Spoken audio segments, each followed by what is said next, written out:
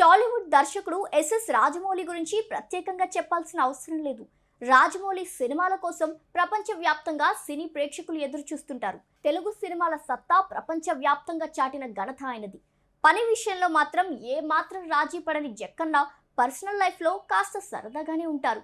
కొంచెం సమయం దొరికితే కుటుంబంతో కలిసి సరదాగా గడిపేందుకు ఇష్టపడతారు.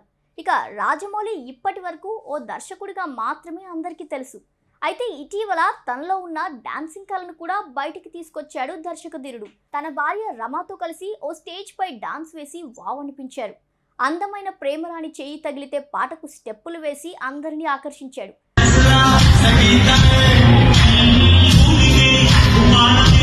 రాజమౌళి డాన్స్ చూసి దర్శకధీరుడిలో ఈ టాలెంట్ కూడా ఉందా అంటూ జనాలు ఆశ్చర్యం వ్యక్తం చేస్తున్నారు.